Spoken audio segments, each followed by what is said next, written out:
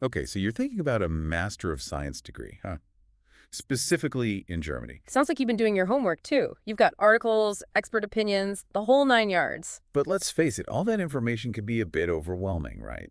It's a lot to sift through, for sure. That's where we come in. We're going to take a deep dive into everything you've gathered, all those sources on getting an MS in Germany. Yeah, we're going to break it all down, highlight the most important stuff. The things that will actually make a difference when you're deciding and applying.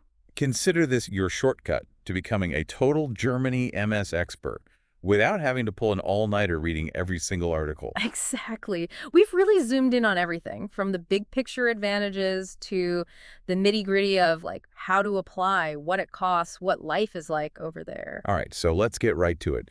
Why is Germany always at the top of those best places to study abroad lists for MS degrees? What's the big deal? Well, looking at what you've gathered, it really comes down to this powerful combo of top-notch education and serious career potential afterwards. It's not just about a fancy degree. It's about setting yourself up for a great future. Yeah, exactly.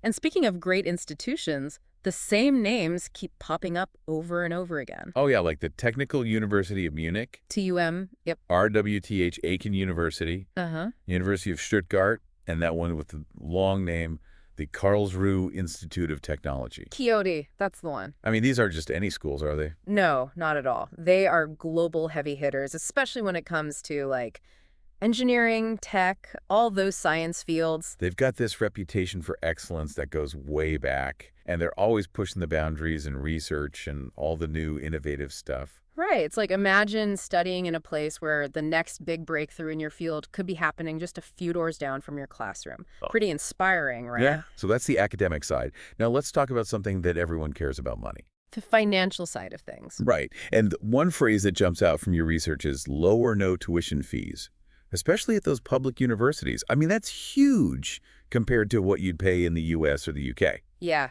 that's a major difference. And the reason behind that is in Germany, they really believe that education should be accessible to everyone. It's seen as a public good. So they invest in it.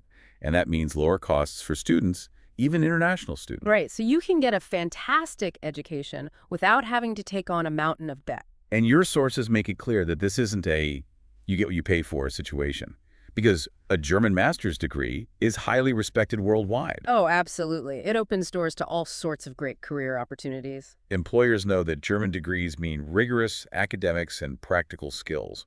You're not just learning theory, you're learning how to apply it in the real world. Exactly. And that's what employers are looking for. And there's another thing that makes Germany stand out. It's this whole research and innovation hub vibe, especially in fields like engineering, IT, and biotech. Right, and what does that mean for someone actually doing their master's there? Well, it means you're not just stuck in a classroom. You're in this environment where cutting edge research is happening all around you. And a lot of these universities have close ties to big companies. Oh, yeah, tons of collaborations. So you might get to do an internship or even work on a real world research project with some major industry player. Like if you're studying mechanical engineering at TUM, you could end up working with BMW on the next big thing in car tech. Exactly. Those kinds of opportunities are out there. All right, so Germany is sounding pretty good. But let's say I'm totally sold on the idea. What do I actually need to get into one of these MS programs? What are the must-haves? So the first thing is you'll need a bachelor's degree. Makes sense, right? Makes sense to me. And it should be in a similar field to what you want to study for your master's. So like if I want to do computer science for my master's, I need a bachelor's in something related to computers, right? Exactly. And most universities are also going to look at your GPA. Oh, yeah. The grades. Yep. They usually want to see something around a 3.0 out of 4.0, or the equivalent from your university system. Okay, that's fair enough. And of course, if you're going for a master's in a technical subject, you'll need a strong background in all the relevant stuff. Right, like you'd need a good foundation in engineering, math, or science, depending on the specific program you're applying for. Now, what about language? I know a lot of people are curious about that. Can you get by with just English, or do you absolutely have to speak German? Well, it depends. More and more master's programs are being taught entirely in English. Oh, that's good news. Yeah, but you'll still need to prove that you're fluent in English. And how do you do that? Usually you take one of those standardized tests, like the IELTS or TOEFL. Ah, yeah, those. Yep. For IELTS, you'll generally need a score of 6.5 or higher. And for TOEFL, they're looking for 90 or above. Okay, so those scores are like your ticket to proving you can handle the English taught programs. Exactly. But if you're thinking about a program taught in German, well, then you'll need to show you can speak German. Makes sense. Right. And you'd prove that by passing a German language proficiency test.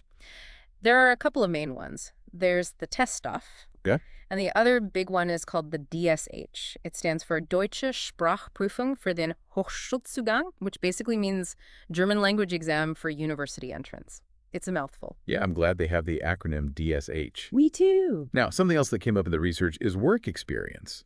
Some sources mention that it's not always required, but it can be a good thing to have. Right. It really depends on the program and the university you're applying to. Okay. For a lot of MS programs, especially the ones that are more focused on research, they're not going to expect you to have years of work experience under your belt. You're coming straight from your bachelor's. That's fine. Makes sense. But there are certain programs, maybe in more hands-on fields or those technical programs that are geared towards management, where having some relevant work experience can give you a leg up. It shows that you've taken what you learned in your bachelor's and actually applied it in a real-world setting. Exactly. It can make your application stronger.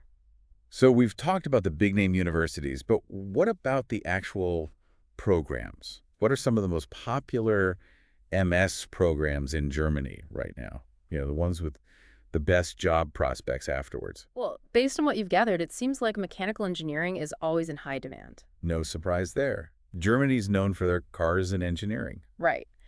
Then you've got computer science, which is huge everywhere, but especially with a focus on data science and AI. AI is just exploding right now. It is. And then there's automotive engineering, which is obviously tied to Germany's strong automotive industry. Makes sense. Biotechnology is another big one, and renewable energy is a growing field too. So there's a lot of opportunity out there. Okay, so let's say you figured out which program you want to apply to. What's the application process like? Is it pretty straightforward, or is it like this huge obstacle course you have to navigate? Well, it's definitely multi-step. The first thing, and this is crucial, is to do your research. Really dig deep. Okay. You need to find universities that have programs that align with, what you studied in your bachelor's and what you want to do as a career. Right. Don't just apply the first one you see. No, no, no. You need to look at the rankings, see how the university stacks up in your specific field. And you've got to check out the curriculum, what courses they offer, what kind of research the faculty is doing. Right. See if their research interests match yours, and Right. make sure they have the facilities and resources you need for your studies. It's all about finding the right fit. All right, so you've made a list of universities that seem like a good match. What's next? Okay, now it's time to gather all your documents. Ah, the paperwork. You'll need your academic transcripts, the official ones from your previous university. Right, those are important. Yep. And then you'll need to write a statement of purpose. That's your SOP. The SOP, I've heard of that. Yeah, it's basically an essay where you tell them why you want to study this particular program at their university, what your goals are. You really want to sell yourself in that SOP. Okay, so it's more than just listing your grades. It's about showing your passion and your motivation. Absolutely. And then you need letters of recommendation. Lures. Yep, those are from professors or supervisors who know your work and can vouch for you. So people who can say, yeah, this person is awesome, they'd be a great addition to your program. Exactly. And of course, you'll need your CV or resume showing your relevant experience, any internships you've done, that kind of thing. And those language test scores we talked about, IELTS or TOEFL or the German ones if you need them. Right, those are crucial. And some universities might also require GRE scores, so make sure you check if that applies to you. Okay, that's quite a stack of documents. It is. But don't worry, it's all manageable. And where do you send all this stuff? Is there like a central application system in Germany, or does each university have its own thing? It can be a bit of both, actually. There's this platform called UniAssist that a lot of German universities use. UniAssist, okay. Yeah, they basically pre-screen international applicants' documents just to make sure they meet the basic requirements. But some universities also have their own application portals that you apply through directly. So it's important to check the specific procedures for each university you're interested in. All right, so don't just assume they all use the same system. Right. And pay close attention to the deadlines, because those are important. Speaking of important things, let's talk money again, specifically scholarships. A lot of students relying on those to make studying abroad possible. Are there good scholarship options for MS students in Germany? Oh, definitely. There are some excellent opportunities out there. Okay, good here. The DAAD, which is the German Academic Exchange Service, offers a bunch of scholarships specifically for international students. Dad, I've seen that one mentioned a lot. Yeah, it's a good one to check out. And then there are foundations like the Heinrich Böll Foundation that have scholarships and programs like Erasmus Plus that can also help with funding. So it's worth taking the time to research all the different options and see what you might qualify for. Absolutely. You might be surprised by what's out there. Now, let's say you've gotten accepted. Congratulations. You've got your acceptance letter. That's exciting. But before you pack your bags, there's still the visa, that little detail. Oh, yeah, the visa. You can't forget about that. What's involved in getting a student visa for Germany? Okay, so the main thing is you need that official admission letter from the university. Right, that proves you're actually going there to study. Exactly. And then you also need to show that you have enough money to support yourself while you're there. Oh, yeah, you can't just show up with an empty wallet. Right. They want to make sure you won't be a financial burden on the German system. Makes sense. So usually you do this by opening a blocked account in Germany. A block account. What's that? It's basically a special bank account where you deposit a certain amount of money. Right now, it's around 11,208 euros per year, and you can only withdraw a certain amount of money from that account each month, just enough to cover your living expenses. So it's like a way to prove that you have the funds and you're going to be responsible with them. Exactly. Okay, so we've touched on the cost of tuition, but what about everything else? How much does it cost to actually live in Germany? Right, the day-to-day stuff. Rent, food, transportation, all that. Yeah, all that. From what you've gathered, it looks like you can expect to spend somewhere between 850 and 1,200 euros per month. Okay, so that's a decent range. Yeah, and it does depend on where you are. The big cities like Munich and Berlin are going to be more expensive. Of course, bigger cities are always pricier. Right. But if you're in a smaller university town, you might be able to get by on a bit less. All right, good to know. And something else that's essential for students in Germany is health insurance. Oh, yeah, that's mandatory. You have to have it. So no skipping out on that. No. And it's not just for students, it's for everyone living in Germany. Okay, so what's the typical cost for health insurance? It's usually around 110 euros per month. Okay, that's not too bad. No, it's pretty affordable. Yeah. And you'll need to have that sorted out before you can fully enroll at the university. Right, so you finished your studies, you've got your MS degree, you're ready to conquer the world. What happens next? What kind of opportunities are there for graduates in Germany? Okay, well, here's where Germany really shines.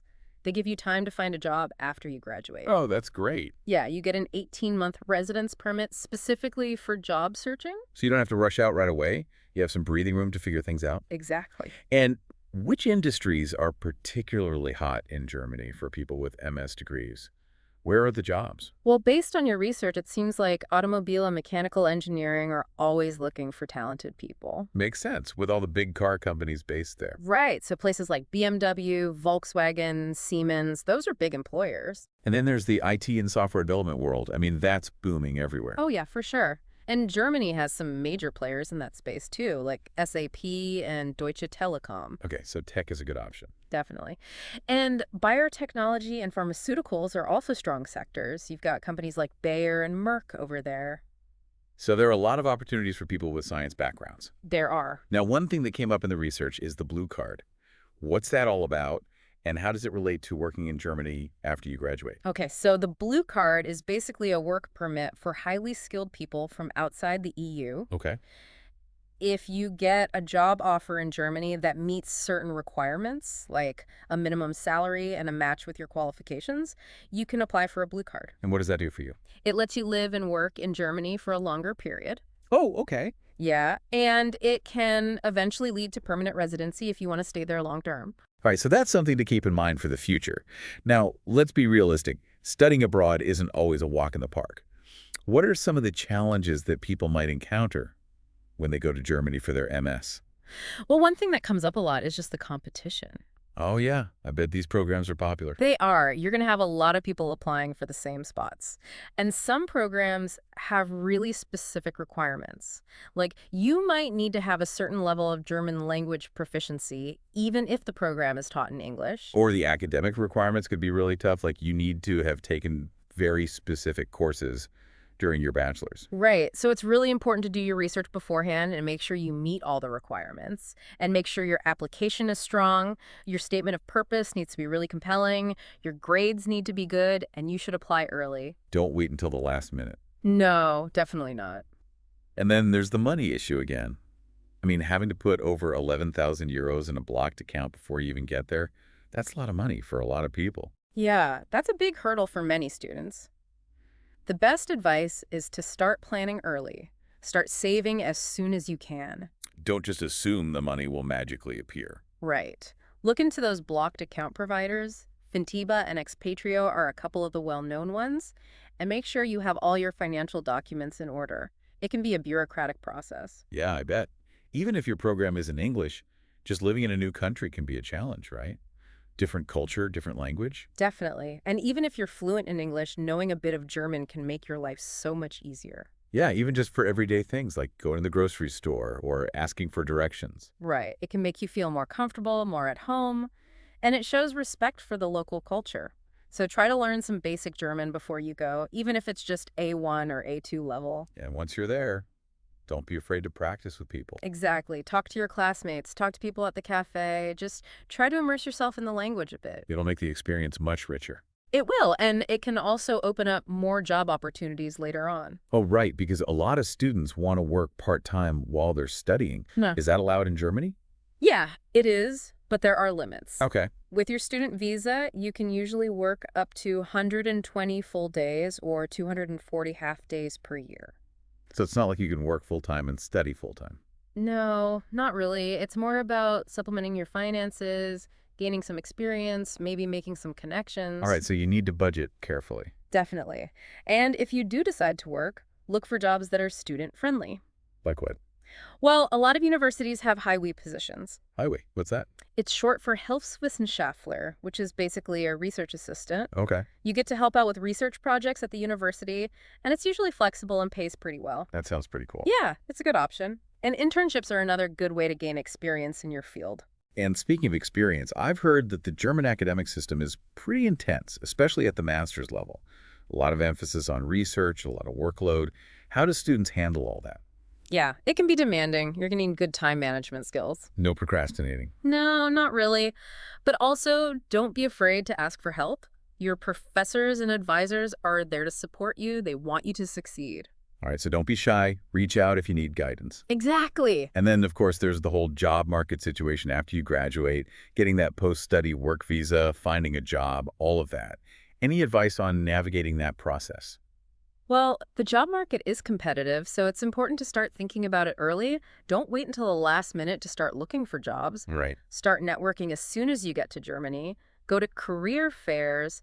Connect with professionals in your field. Yeah, LinkedIn is a good tool for that. It is. And see if you can do internships during your studies. That's a great way to get your foot in the door, gain some experience, and make connections. And make sure you're familiar with all the visa rules, Ron. Absolutely. You'll need a post-study work permit to stay in Germany and look for a job after you graduate. Okay, so lots to think about. So for anyone listening who's seriously considering starting their MS in Germany by 2025, what are the top things they should keep in mind?